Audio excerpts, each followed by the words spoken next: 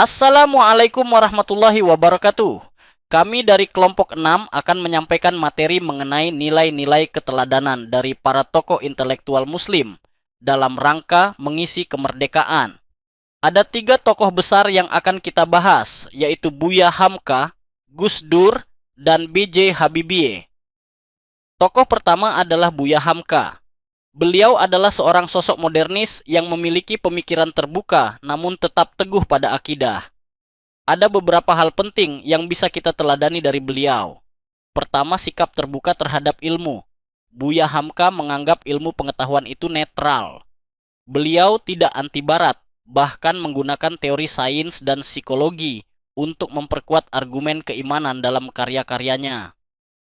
Kedua, produktivitas. Beliau adalah penulis yang hebat. Salah satu mahakaryanya adalah buku sejarah umat Islam.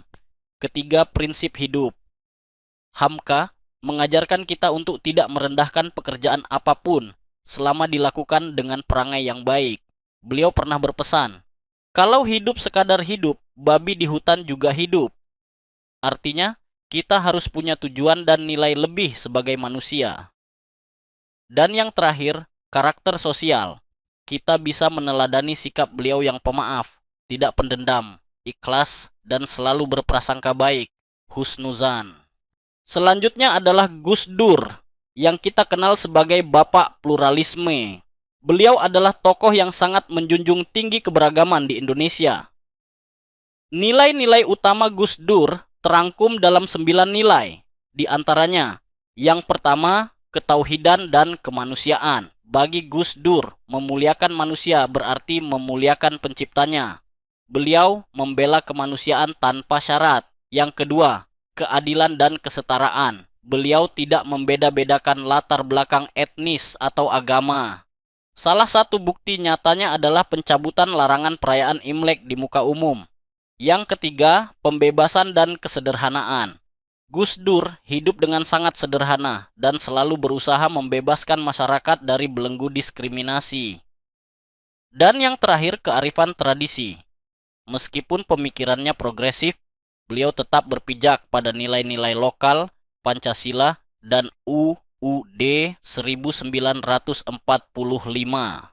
Tokoh ketiga adalah teknokrat kebanggaan Indonesia, B.J. Habibie. Beliau membawa spirit perubahan melalui kecerdasan intelektual. Nilai yang patut kita contoh adalah pertama, kedisiplinan. Beliau sangat ketat dalam membagi waktu. Bayangkan, beliau mengalokasikan 7 jam sehari khusus untuk membaca dan menulis.